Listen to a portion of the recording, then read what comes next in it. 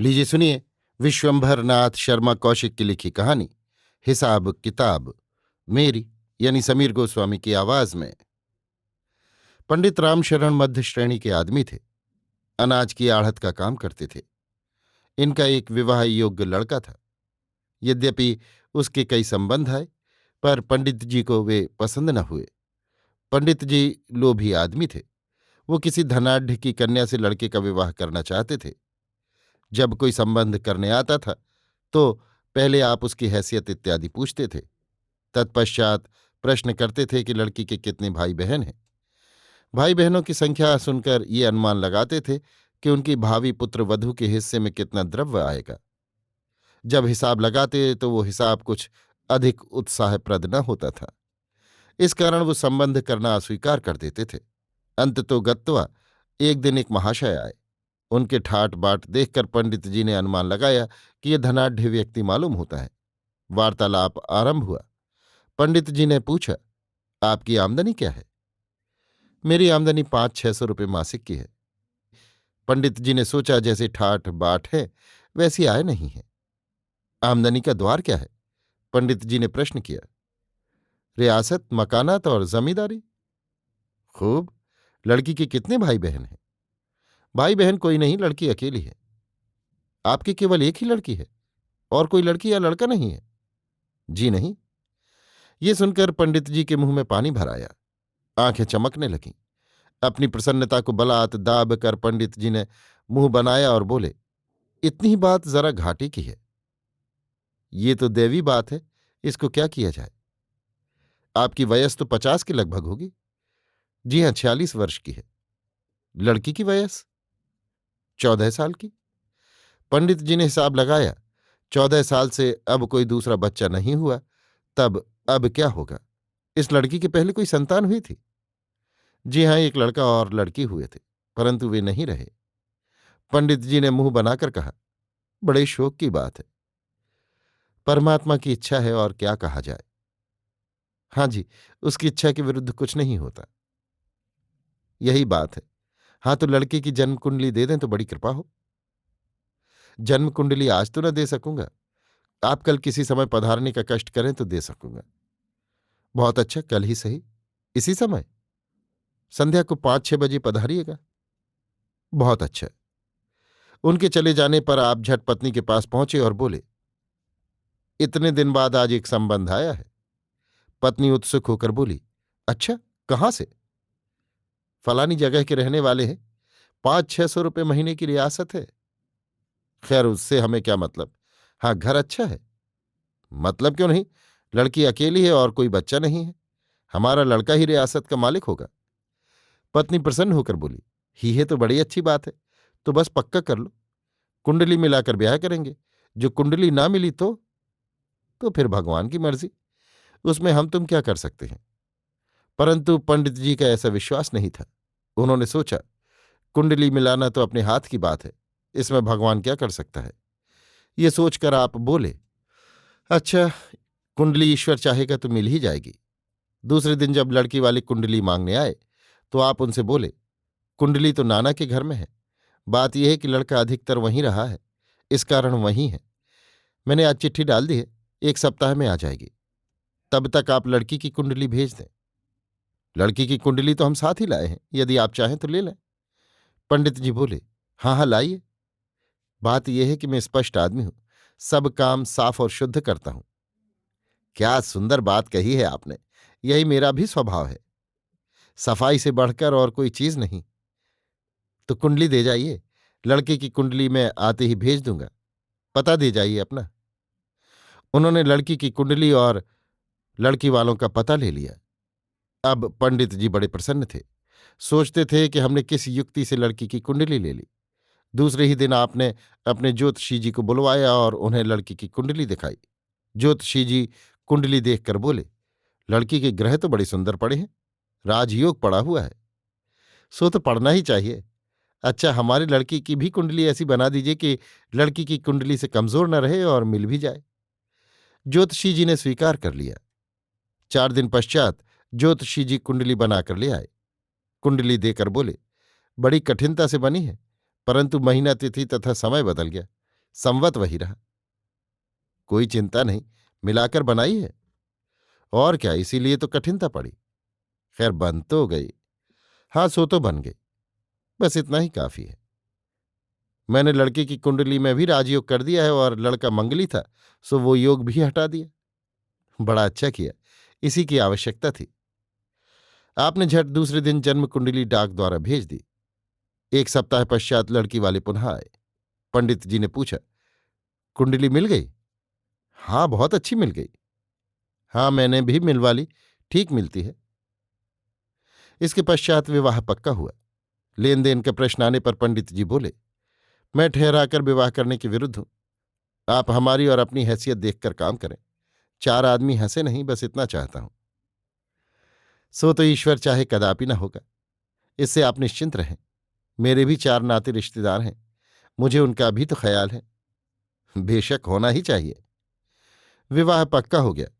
पंडित जी ने प्राप्त रीति से ये पता भी लगवा लिया कि लड़की वाले की 500-600 रुपये मासिक की रियासत है, और उनके केवल एक ही लड़की है। विवाह की तिथि निश्चित हो गई। समय समय पर सब रस्में भी पूरी हुईं, परंतु रस्मों में जो देन लेन किया गया वो विशेष उत्साहप्रद नहीं था। पत्नी ने इस बात की शिकायत पंडित जी से की तो वो बोले, सब ठीक है, बोलो नहीं, छाती पर नहीं धर ले जाएंगे।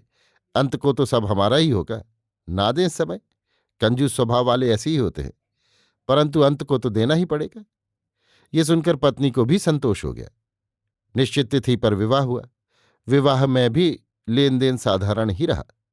पंडित जी ने उस समय भी यही सोचकर संतोष किया, आखिर ले कहाँ जाएंगे, मिलेगा सब हम ही को। ना इस समय सही, कुछ दिन बाद सही।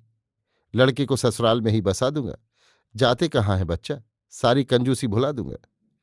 विवाह होकर जब लड़की घर आई तो पत्नी को बड़ी निराशा हुई। लड़की रूपवान तो जरा भी न थी, साथ ही उसका स्वास्थ्य भी अच्छा न था।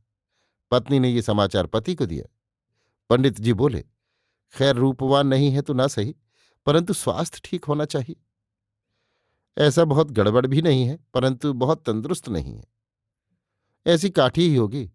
बस एक लड़का हो जाए, फिर चाहे मर भी जाए तो चिंता नहीं। हाँ, लड़का तो भगवान चाहे 1-2 साल में हो ही जाएगा। बस काफी है। हाँ, एक काम करना होगा। वो क्या?